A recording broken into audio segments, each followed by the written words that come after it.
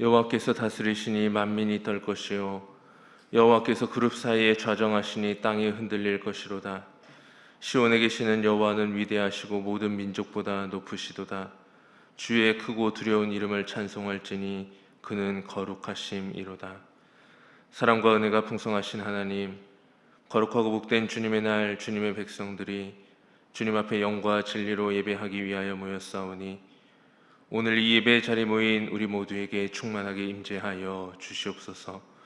오늘 우리의 심령이 주님의 다스리심을 바라보며 주님의 높고 위대하심을 찬송하며 하나님께 예배하게 하옵소서. 우리 주님 예수 그리스도의 이름으로 기원하옵나이다. 아멘.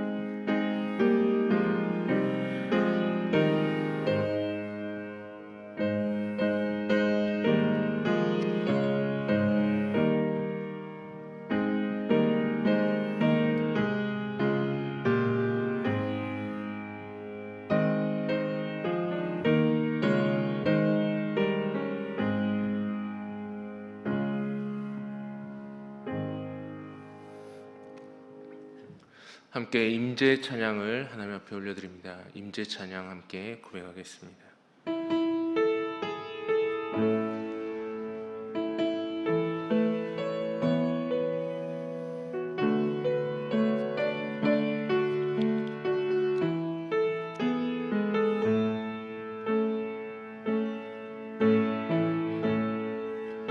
하늘의 문을 여소서,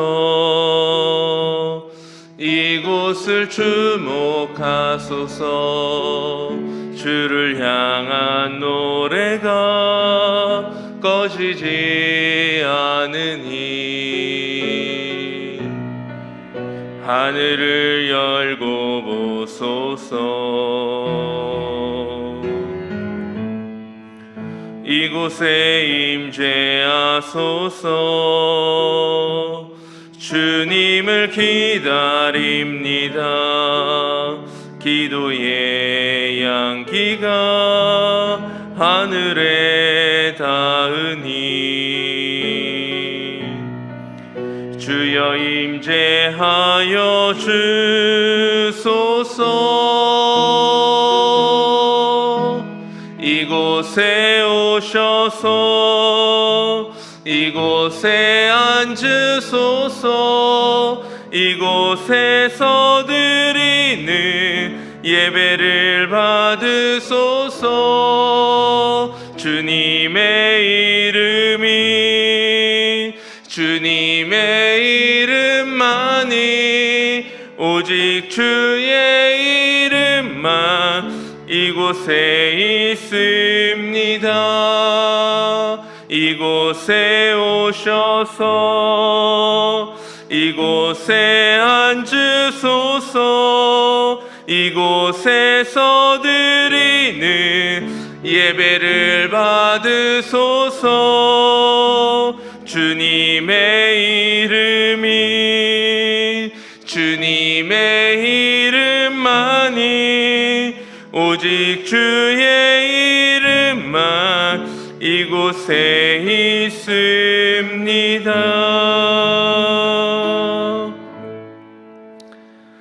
찬송가 91장입니다. 찬송 91장으로 하나님께 찬양 드리겠습니다.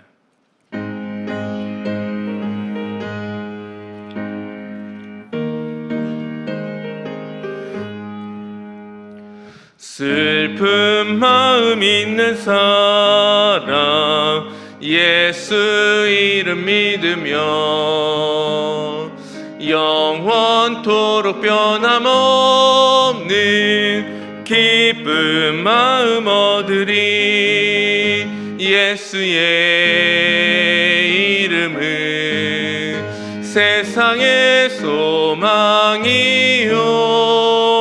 예수의 이름은 천국의 기쁨일세.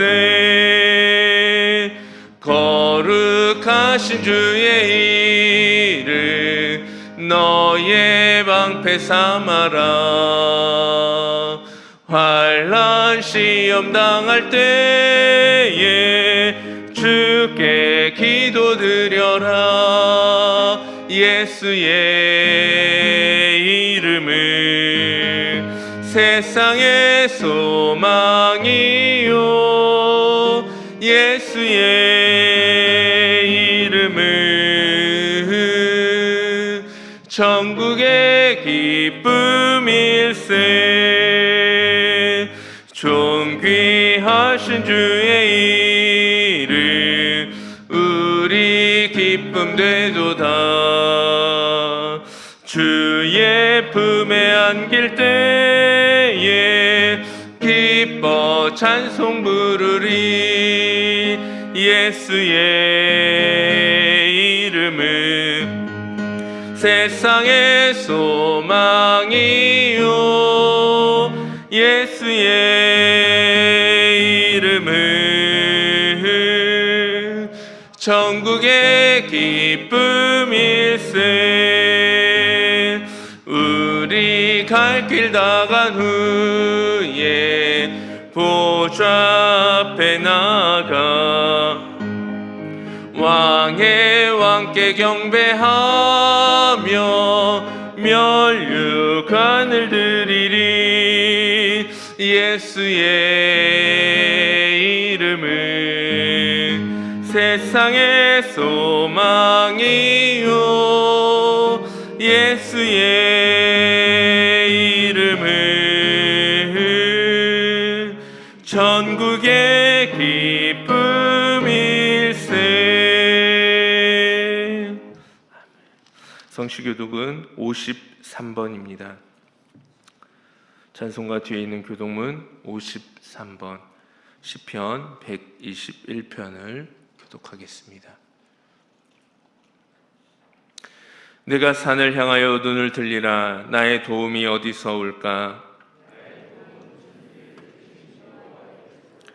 여호와께서 너를 실족하지 아니하게 하시며 너를 지키시는 이가 졸지 아니하시리로다.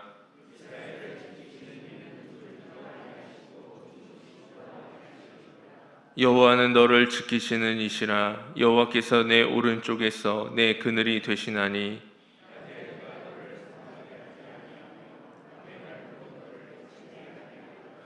여호와께서 너를 지켜 모든 환난을 면하게 하시며 또 내 영혼을 지키시리로다.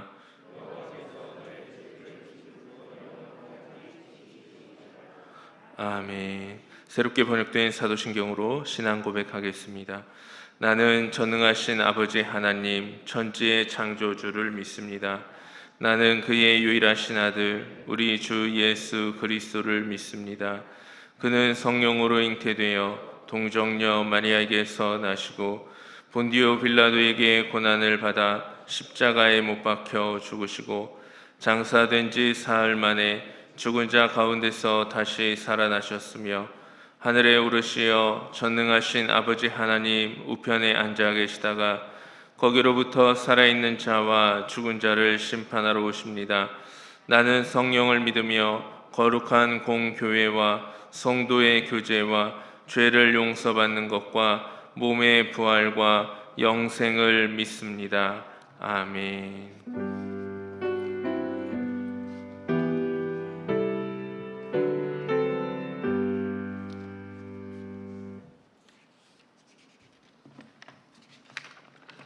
다 같이 기도드리겠습니다.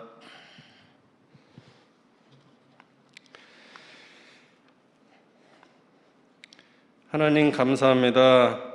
거룩한 주일 허락하시고 주님 전에 나와 예배드릴 수 있게 하심을 감사합니다. 이곳에 모여 머리 숙여 예배하는 모든 자를 통하여 영광 받으시옵소서. 말씀을 준비하고 전하실 위임 목사님과 그 말씀을 들을 자들 모두 들을 수 있는 귀가 있게 하시고 말씀을 통하여 저희의 삶이 변화되어 하나님께 영광 돌려드리는 삶을 살게 하옵소서. 코로나19로 인하여 여기 모인 모든 성도와 많은 사람들이 지쳐가고 있습니다. 경제적으로 너무 많은 고통을 당하고 있는 줄 압니다. 하루빨리 일상적인 삶을 살 수 있는 평범한 날이 오기를 간절히 기도합니다. 주님 도와주시옵소서. 또한 위정자들을 위하여 기도합니다. 선거철만 되면 국민을 위한다, 도민을 위한다, 시민을 위한다, 목이 터져라 외쳐대던 다들이 어느 민중가요 가수의 노랫말처럼 눈 얻은 권력에 알랑대더니 막상 권력이라는 깜도 안 되는 완장을 찬 후에는 성희롱, 성추행, 성폭행, 그 후 피해자를 감싸기보다는 2차 가해를 하는 위선의 권력자들을 심판하여 주시고 올바름을 세워 주시옵소서. 할 말은 많지만 하나님 다 아실 줄 믿사옵니다. 힘없는 백성들의 부르짖음에 귀 기울여 주시옵소서. 과관련 센터 건축을 위해 기도합니다. 모든 일정에 불의의 사고가 생기지 않게 하시고 물질적으로 어려운 일이 생기지 않게 하옵소서. 계획된 대로 모든 일정이 차질 없이 진행될 수 있게 인도하옵소서. 무더운 삼복 더위가 시작되었습니다. 모두들 다 건강하게 하시고 무더위로 인하여 어려운 일이 생기지 않게 하옵소서. 또한 건강 문제로 기도하는 분들도 원하는 대로 다 기도의 응답을 받게 하옵소서. 예배 드리는 처음 시간입니다. 마치는 시간까지 사탄이 틈타지 않게 하시고 말씀을 통하여 하나님께 한 발 더 나아가는 삶을 살게 하옵소서. 예수 그리스도의 이름으로 기도드리옵나이다. 아멘.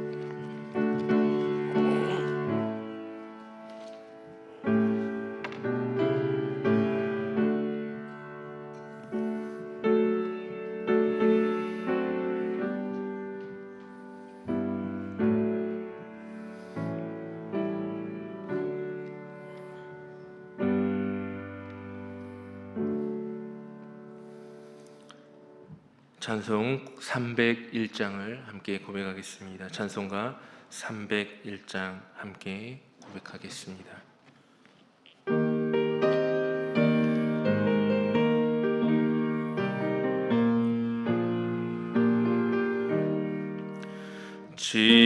지금까지 지내온 것 주의 크신 은혜라.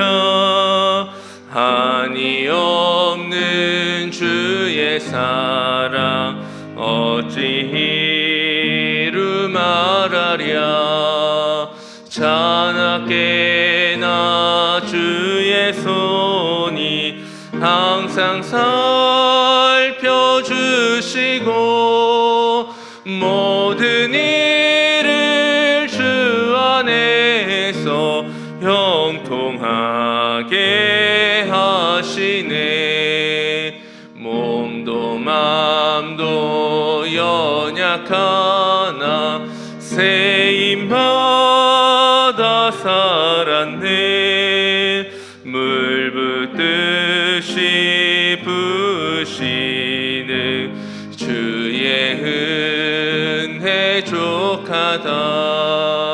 사랑 없는 거리에 나 험한 산길에 맬 때 주의 손을 굳게 잡고 찬송하며 가리라. 주님 다시 배울 날이 날로 날로 다가와. 무거운 짐 주께 맡겨 벗을 날도 멀지 않네. 나를 위해 예비하신 고향 집에 돌아가 아버지의 품 안에서 영원토록 살리라. 아멘. 오늘 하나님께서 우리에게 주신 말씀 출애굽기 7장 1절에서 7절까지의 말씀입니다. 출애굽기 7장 1절에서 7절까지의 말씀, 제가 가진 성경 구약 90쪽에 있는 말씀입니다. 기록된 하나님의 말씀입니다. 여호와께서 모세에게 이르시되 볼지어다 내가 너를 바로에게 신같이 되게 하였은즉 내 형 아론은 내 대언자가 되리니 내가 내게 명령한 바를 너는 내 형 아론에게 말하고 그는 바로에게 말하여 그에게 이스라엘 자손을 그 땅에서 내보내게 할지니라. 내가 바로의 마음을 완악하게 하고 내 표징과 내 이적을 애굽 땅에서 많이 행할 것이나 바로가 너희의 말을 듣지 아니할 터인즉 내가 내 손을 애굽에 뻗쳐 여러 큰 심판을 내리고 내 군대 내 백성 이스라엘 자손을 그 땅에서 인도하여 낼지라. 내가 내 손을 애굽 위에 펴서 이스라엘 자손을 그 땅에서 인도하여 낼 때에야 애굽 사람이 나를 여호와인 줄 알리라 하시매 모세와 아론이 여호와께 자기들에게 명령하신 대로 행하였더라. 함께 읽겠습니다. 그들이 바로에게 말할 때에 모세는 80세였고 아론은 83세였더라. 기도합니다.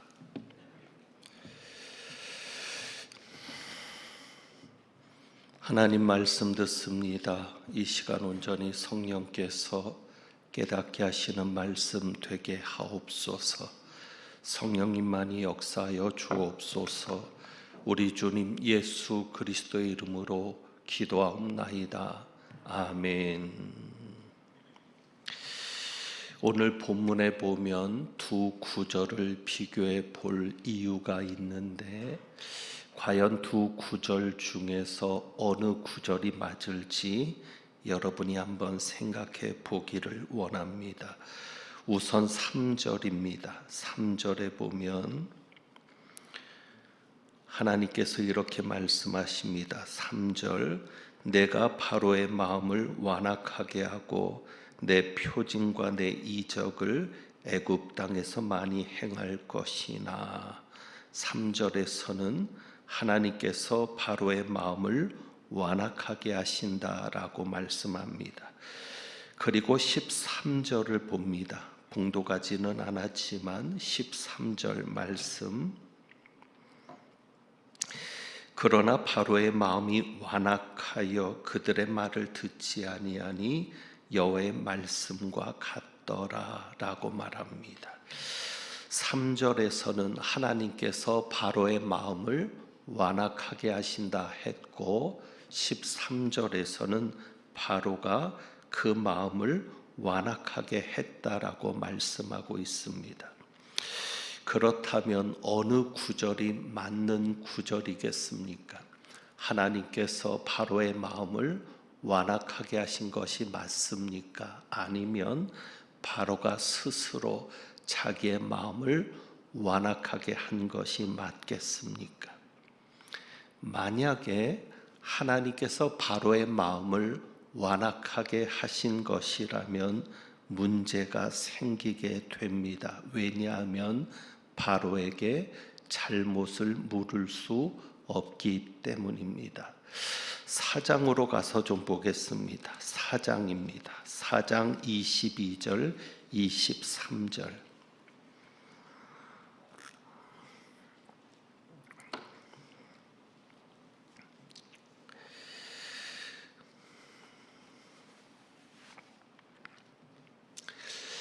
하나님께서 바로에게 모세를 통해서 명령을 내리신 것이 바로 23절입니다.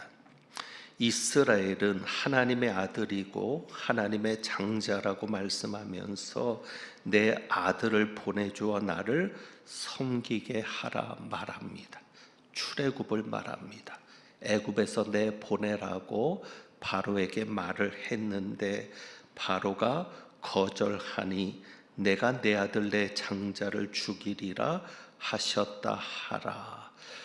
그래서 하나님께서 바로에게 말을 했고 바로는 이것을 거절할 것이다 라고 하면서 내가 너의 장자를 죽일 것이다, 이것을 바로에게 이야기하라는 것입니다. 우리가 아는 대로 바로가 이스라엘 백성을 내보내지 않았습니다. 그래서 10재앙을 겪게 되었습니다. 결국 11장 29절에 보면 이렇게 기록됩니다. 마지막 재앙이 장자의 죽음인데 밤중에 하나님께서 모든 처음 난 것 곧 왕위 앉은 바로의 장자로부터 옥에 갇힌 사람의 장자까지와 가축의 처음 난 것을 다 치심에 애굽에 큰 부르짖음이 있었다라고 기록합니다. 끝까지 바로가 애굽에서 이스라엘 백성을 내어 보내지 않음으로 인해서 하나님께서는 바로의 장자 맏아들부터 시작해서 감옥에 갇힌 사람의 장자까지 죽이게 되고, 그리고 그것뿐만 아니라 생축입니다. 모든 살아있는 동물의 장자까지도, 가축의 처음 난 것까지도 다 하나님이 치시는 겁니다. 그래서 결론적으로 이렇게 30절에는 말하는데, 그 나라에 죽임을 당하지 않은 집이 한 집도 없었다라고 기록합니다. 애굽에서 장자가 죽임을 당하지 않은 집이 한 집도 없었다는 겁니다. 자, 만약에 하나님께서 우리가 3절에서 본 대로 하나님이 바로의 마음을 완악하게 하신 것이라면 바로에게 책임을 물어서는 안 되는 것 아닙니까? 바로가 이스라엘 백성을 내보내지 않았다고 해서 애굽에 큰 재앙을 내릴 수는 없는 것 아닙니까? 바로의 거절 때문에 온 애굽의 국민이 피해를 본 것인데 이것은 부당한 것이 아니겠습니까?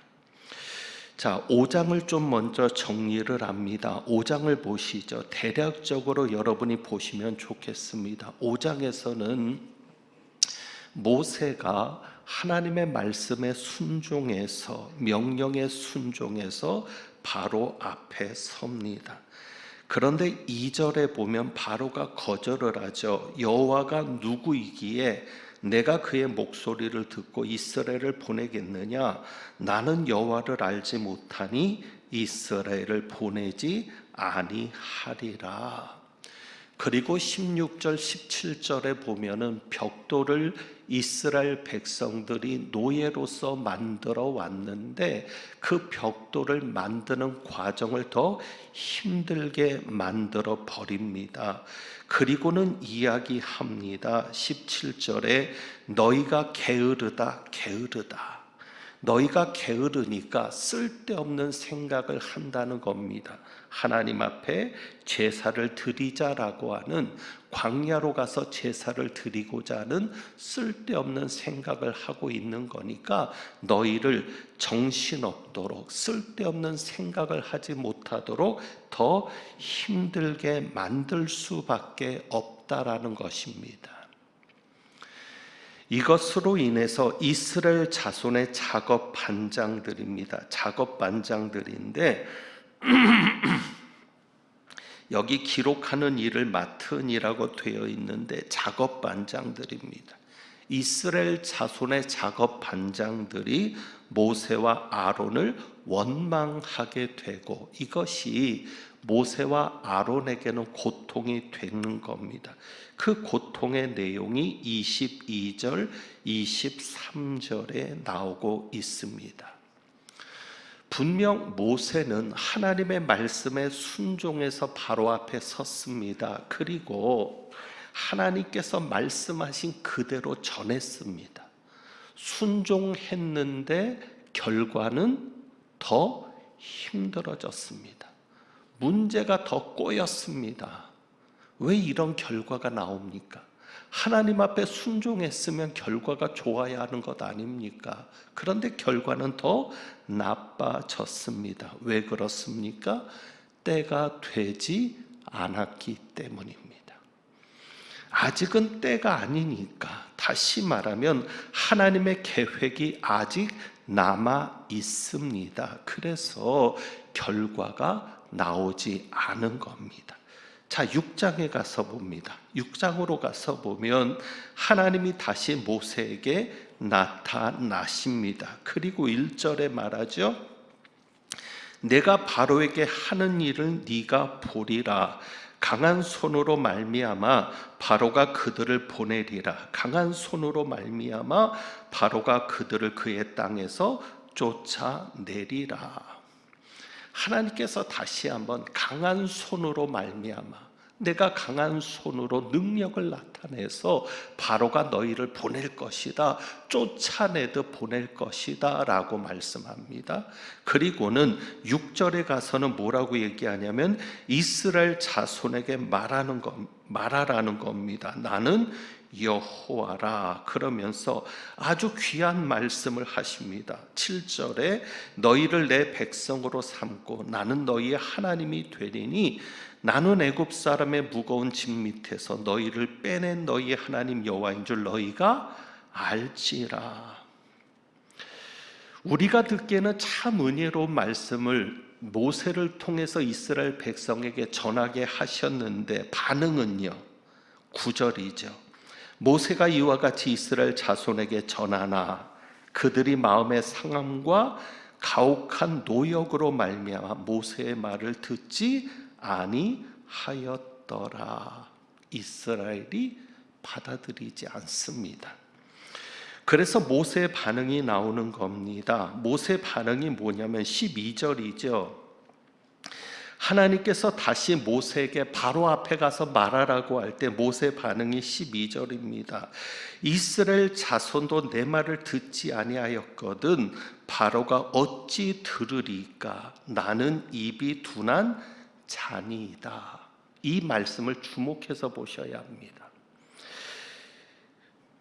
이스라엘 백성들도 내 말을 듣지 않았는데 하물며 바로가 내 말을 듣겠습니까? 그리고 바로가 자기의 말을 듣지 않는 이유를 어디에서 찾습니까? 그 이유를요, 나는 입이 둔한 자입니다. 다시 말하면 내가 잘 설득하지 못해서, 내가 잘 이야기하지 못해서 내 말을 듣지 않을 겁니다 라고 말합니다. 자, 그리고 이제 7장입니다. 7장에 가서 낙심해 하고 있는 모세에게 하나님이 다시 용기를 불어넣어 주시는 장면이 나오는데 6장 30절에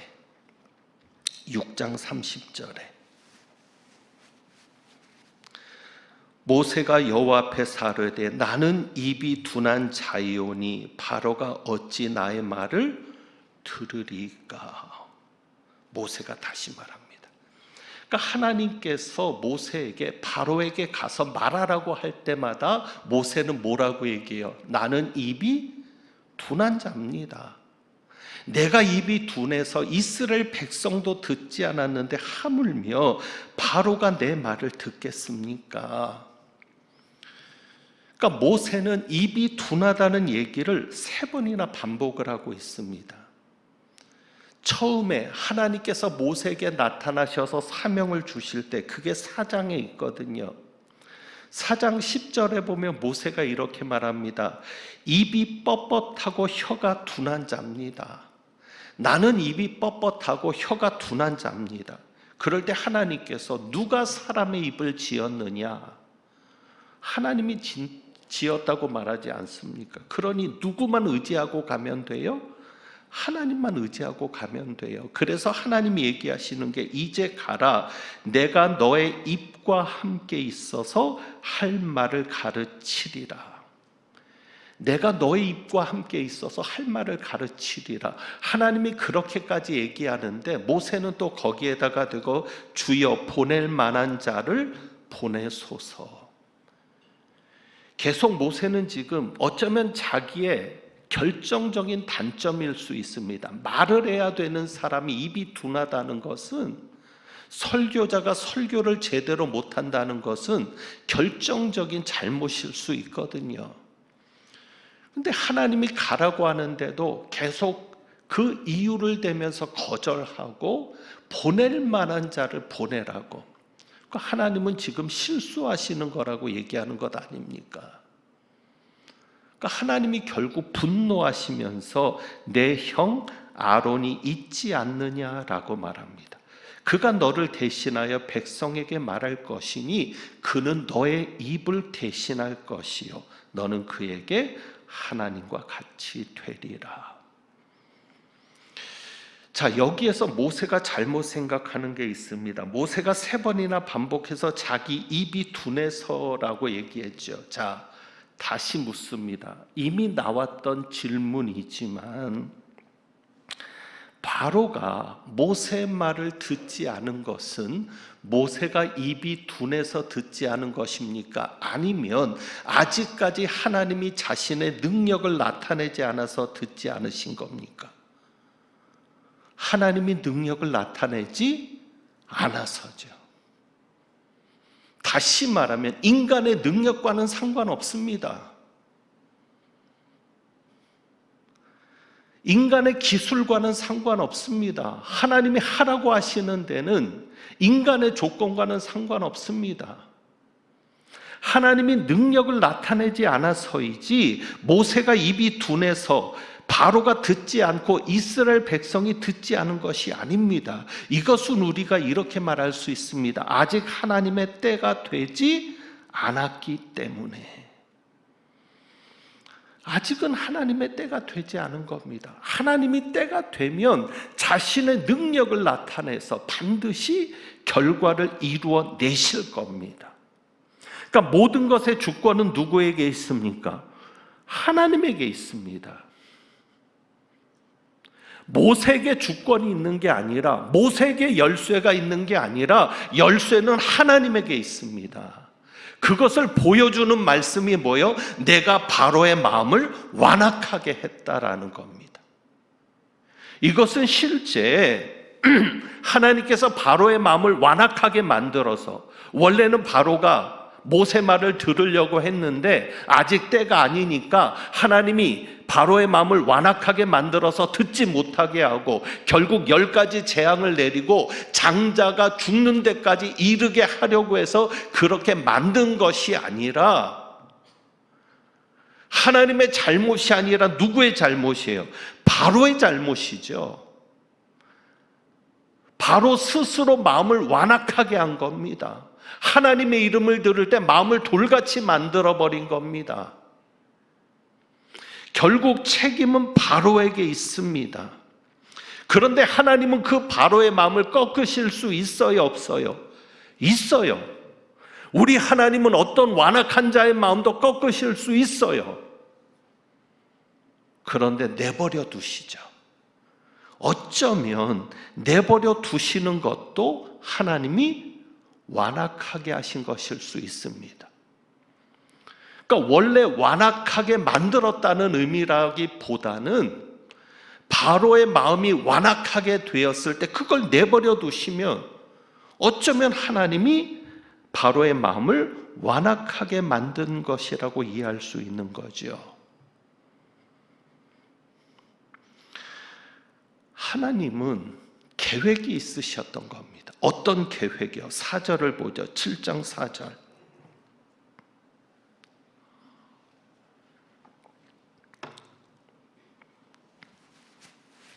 바로가 너희의 말을 듣지 아니할 터인즉, 이미 하나님 알고 계세요. 바로가 너희의 말을 듣지 아니할 터인즉 내가 내 손을 애굽에 뻗쳐 여러 큰 심판을 내리고, 10가지 재앙을 말씀하죠. 내 군대 내 백성 이스라엘 자손을 그 땅에서 인도하여 낼지라.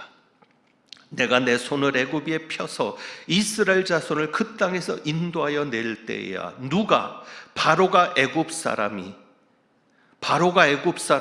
애굽 사람이 나를 여호와인 줄 알리라 하시매. 자, 우리가 이런 생각을 해보죠. 바로가 모세 말을 듣고 바로 이스라엘 백성을 내보냅니다. 조정에서 난리가 날 겁니다. 모든 공사는 중단됩니다. 인부가 없는데 무슨 건축을 합니까? 국민들이 난리가 날 겁니다. 그럼 우리가 노예가 하던 일을 해야 합니까? 이해되세요? 그래서 하나님이 애굽 전역에 재앙을 내리는 겁니다. 그래서 이렇게 말씀하죠. 바로가 인정하는 게 아니라 애굽 사람이 나를 여호와인 줄 알리라. 하나님은 계획이 있으신 거예요. 어떤 계획이요? 바로만 하나님을 인정하는 데서 끝나는 게 아니에요. 대통령 하나 하나님을 인정한다고 뭐가 달라집니까? 전 국민이 하나님을 인정하는 데까지 나가야, 온 나라가 하나님이 여호와인 줄 아는 데까지 나가야, 그래야 제대로 서는 거죠. 이것이 하나님의 계획이죠. 그리고 바로만 인정하는 게 아니라 애굽 사람 전부가 인정하고 결국에 누구까지, 이 소문을 들은 누구까지, 가나안 지역의 족속들까지 쉽게 내보낼 수 있겠어요? 쉽게 내보낸다고 해결되겠어요? 이스라엘 백성 입장에서는 좋겠죠. 모세 입장에서는 좋겠죠. 야, 한마디 하니까 바로가 듣는구나, 신난다. 그런데 그게 아니죠. 여리고성의 기생 라합을 아시죠? 예수님의 족보에까지 올라간 여인입니다. 기생 라합이 무슨 이야기를 전해줍니까? 온 백성의 마음이 녹았다는 겁니다. 하나님이 역사하신 이야기를 듣고 이미 애굽에 역사하신 하나님의 그 이름, 그 역사가 온 지역에 퍼져 나가는 겁니다. 그러니까 하나님이 바로의 마음을 완악하게 하셨다는 것은 하나님이 모세에게 알려주고 싶은 겁니다. 뭐를요? 모든 것을 주관하는 이는 나다. 내가 바로도 주장한다. 내가 애굽도 주장한다. 내가 온 지역도, 가나안도 주장하고 있는 것이다. 바로 그런 의미입니다. 모든 것의 주관자가 되시는 하나님을 보여주고 있습니다. 여러분, 하나님을 인정하셔야 합니다. 하나님을 믿으셔야 합니다. 우리는 자꾸 내게서 원인을 찾으려고 합니다. 인간적인 원인을 찾으려고 합니다. 모세처럼. 그러니까 하나님께 맡기면 되는데, 하나님께 맡기고 순종하면 되는데, 그리고 결과가 나타나지 않을 때는 믿고 기다리고 참고, 그리고 또 하나님이 순종하라는 대로 나가고 그러면 되는데, 자꾸 인간적인 조건을 따지는 거예요. 그러니까 방법도 하나님의 방법이 나오는 게 아니라 누구의 방법이 나옵니까? 인간의 방법이 나오죠. 그러면서도 믿는 자인 척합니다. 믿지 않는 겁니다. 하나님이 때가 되면 역사합니다. 하나님께 맡기면 됩니다. 우리는 지금 바로 앞에 선 것만큼이나 무력감을 느낍니다.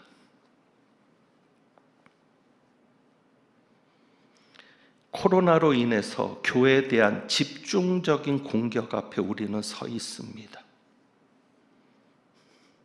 이번에 이런 소식이 들리죠. 전국 초중고등학교에 교회 방역 강화 조치 안내, 제목이 그렇습니다. 초등학교에, 중학교, 고등학교 이런 공문이 나가는 거예요. 교회 방역 강화 조치 안내. 교회만 콕 집어가지고 안내를 합니다. 그러니까 교회가 바이러스 전파 집단으로 우리 아이들에게 오해받을 수 있도록 공문이 나가는 겁니다.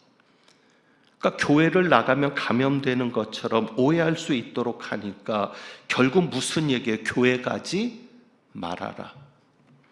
그 얘기 아니겠습니까? 코로나 사태가 잠잠할 때까지는 교회 가지 말아라. 왜 교회 방역 조치 안내를 학교 학생들에게 가정통신문으로 보냅니까? 몇 학교의 사례만 이야기됐을 뿐인데 이런 오해를 우리는 하고 있습니다. 정부가 각 교육청에 지시한 것이 아닌가? 공문의 내용이 비슷합니다. 지역이 다른데, 도가 다른데. 그러면 이것은 정부에서 이렇게 지시하는 것 아닌가?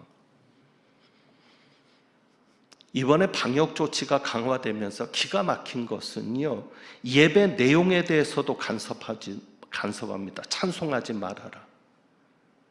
예배 때 찬송을 안 하면 어떻게 합니까? 그러니까 찬송을 하되 마스크를 쓰고 조용히 찬송해라. 기도도 조용히 해라.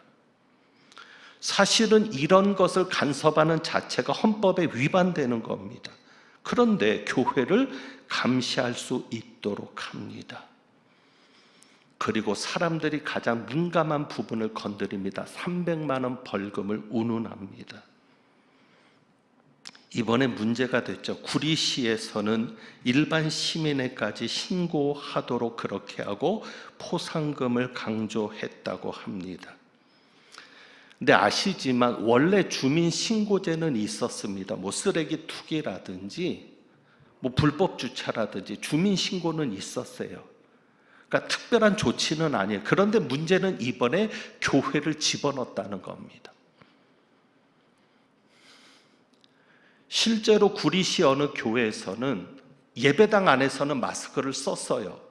그런데 예배당 밖을 나가면서 마스크를 잠깐 벗었는데 누가 사진을 찍어가지고 구리시에다 고발을 한 겁니다. 300만 원 벌금이 나왔겠죠. 자료를 다 제시하고 우리는 이렇게 마스크를 잘 썼다고. 여러분 차에 탈 때까지 마스크를 벗지 마십시오. 어쩌면 이로 인해서 카파라치들이 사진을 찍으려고 준비하고 있을지 모릅니다. 카메라를 들고 들어오는 사람 막아야 되고 이제는 정말 모르는 사람을 막아야 되는 그때가 올지도 모르겠습니다. 모여만 있으면 사진을 찍어서 보낼 수도 있습니다.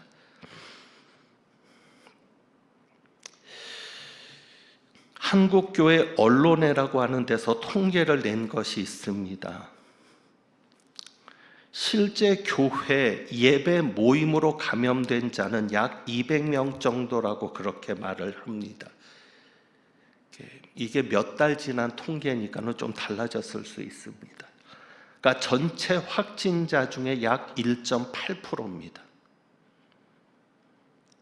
그러니까 교회 모임을 통해서 확진자가 나타나는 것은 1.8%밖에 안 되고요.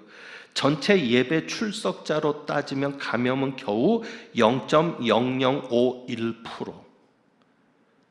얼마 안 되는 겁니다. 0.0051%입니다. 8만 4천 개 교회 중에 겨우 22개 교회에서만 8만 4천 개 교회에서 겨우 22개 교회에서만 감염자가 나왔습니다. 0.02%입니다. 통계로 볼 때 미미합니다. 그런데도 교회가 감염의 온상으로 지목이 되었습니다.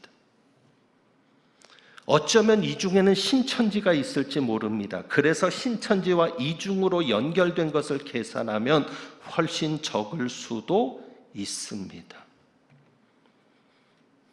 교회는 의료 지원을 했습니다. 그리고 마스크 성금을 마련을 했고요. 마스크도 지원을 했고 사회 봉사로 여러 가지로 도움을 주었습니다. 그런데 교회를 더 힘들게 하고 있습니다. 모이지도 못하고 있습니다. 법적으로는 교회는 종교시설입니다. 법에 그렇게 돼 있습니다. 그런데 코로나19 사태가 터지면서 종교시설의 기준으로 방역을 하는 게 아니라 다중이용시설로 법을 적용해서 그렇게 통제를 하고 있는 겁니다. 물론 아시는 대로 성당이나 절은 제외되어 있습니다. 성당에도 감염자가 나왔고 절에도 감염자가 나왔지만 아직까지는 미미하다는 이유로 성당과 절은 제외되고 교회만 콕 집어서 이야기하고 있습니다. 우리가 앞에 보았던 말씀에서 바로가 하나님을 비웃은 이야기를 봅니다. 하나님이 누구이기에 우리가 탄식해야 될 것은 이겁니다. 지금 교회가 어렵다, 교회를 탄압한다, 이것보다도 하나님을 우습게 여기는 것을 탄식해야 합니다. 하나님이 모독받는 현실을 탄식해야 합니다. 그러니 예배 순서도 간섭하는 것 아닙니까? 예배 순서는 누구도 간섭할 수 없는 겁니다. 어쩌면 우리들의 책임입니다. 어찌 하나님이 이렇게 모독받는 지경에까지 왔는가? 결국은 믿는 자들이 못한 겁니다. 총리도 믿는 자로 알고 있습니다. 국회의원들 중에도 교인들이 많습니다. 기업인들 중에도 교인들이 많고요. 연예인들 중에도 교인들이 많고요. 사회에 영향을 끼칠 수 있는 이들 중에 크리스찬들이 많이 있습니다. 그런데도 교회는 점점 더 어려워지고 있습니다. 우리들도 예외는 아닙니다. 과연 예수 믿는 자로서 모범적으로 그들에게 보였는가? 자식 때문에 아버지가 영광 받는 것 아닙니까? 저 누구 아들이래. 그래, 역시.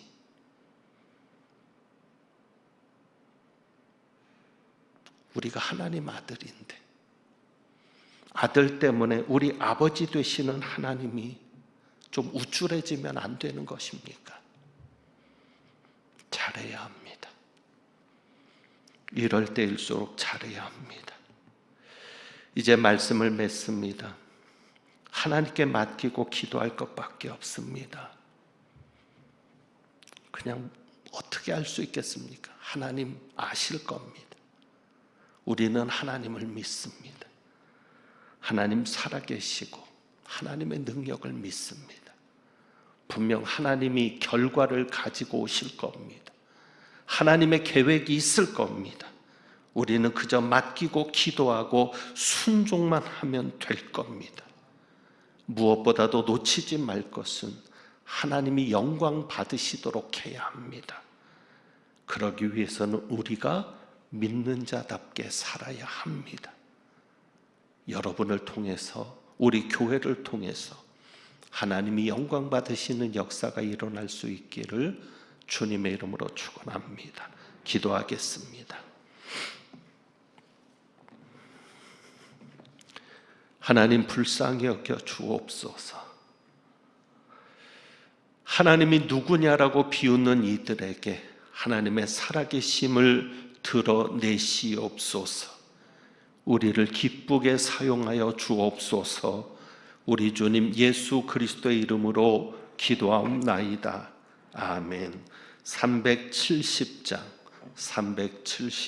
찬송합니다.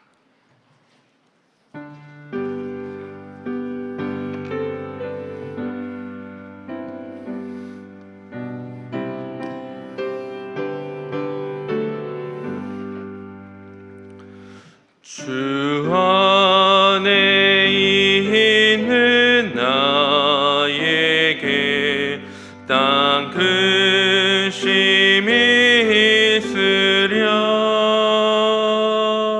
십자가 밑에 나가 내 짐을 풀었네. 주님을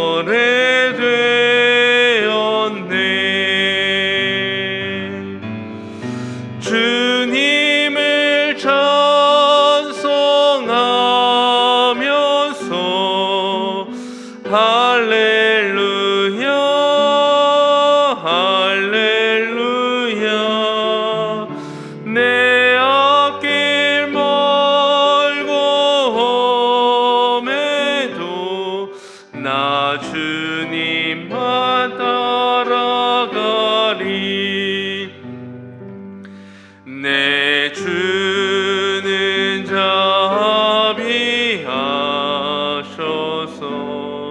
늘 함께 계시고 내 궁핍함을 아시고 늘 채워주시네.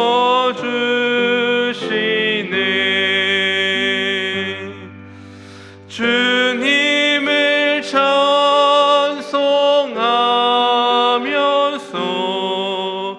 할렐루야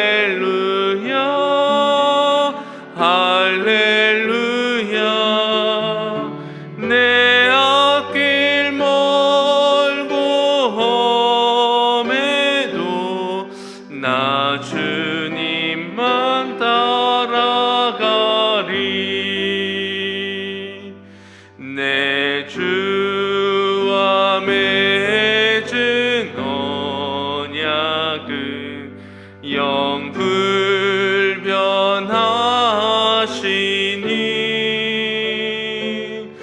그 나라 가기까지는 늘 보호하시네.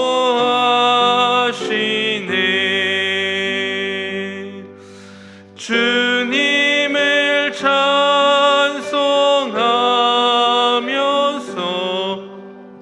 할렐루야 할렐루야 내 앞길 멀고 험해도 나 주님만 따라가리.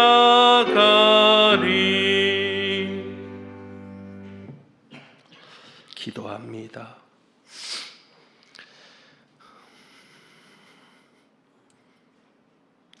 우리는 주님 안에 있으니 주님께 모든 것을 맡기니 딴 근심이 있을 것이 없을 줄 고백합니다.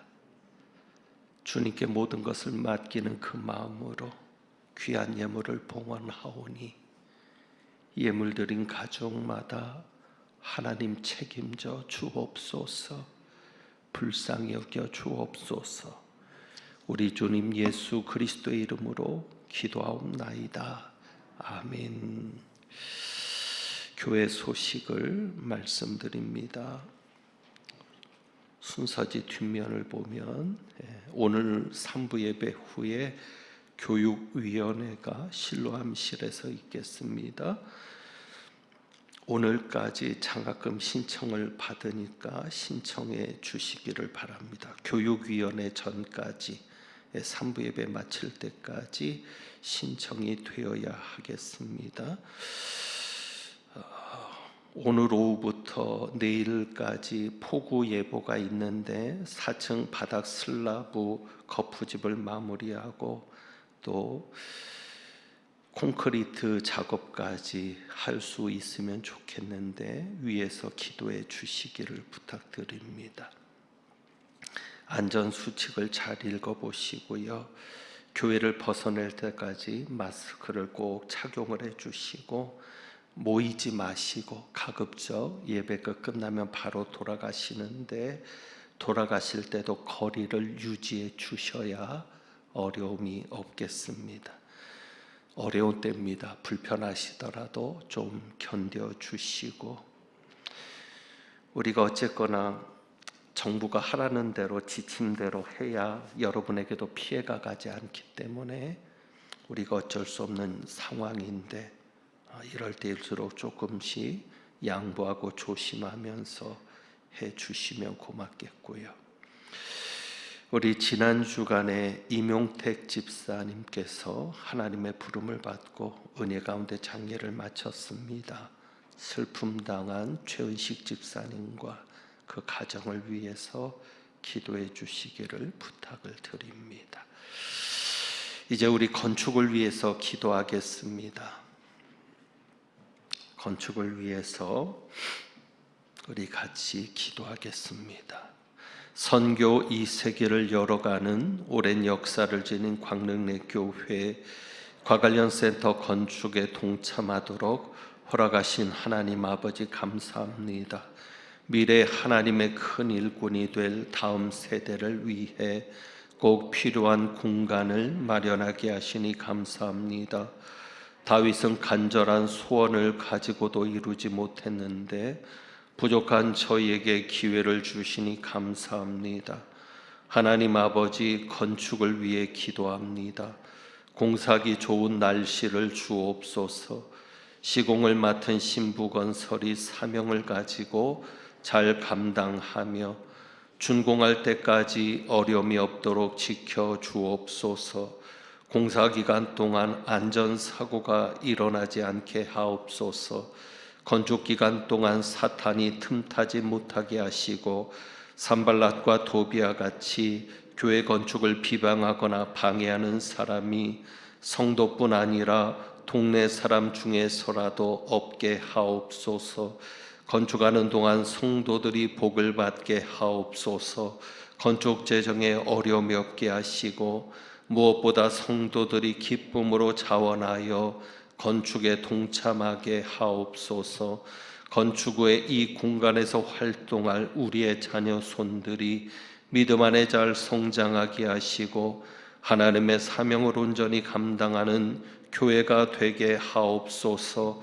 교회 반석 되시는 우리 주님 예수 그리스도의 이름으로 기도합니다. 아멘. 축도합니다.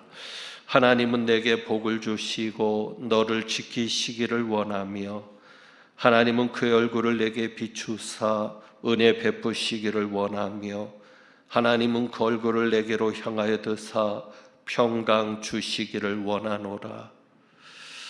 오늘 말씀을 통하여 하나님께 모든 것을 맡기며 모든 것의 주권자는 아버지이심을 고백하고 아버지의 뜻대로 순종하며 아버지께 영광 돌리는 자 되기를 소망하고 나가는 주님의 모든 백성들 위에 우리 주님 예수 그리스도의 은혜와 아버지 하나님의 사랑하심과 성령님의 교통하시며 충만케 하심이 이제부터 영원까지 함께 하시기를 축원하옵나이다. 아멘.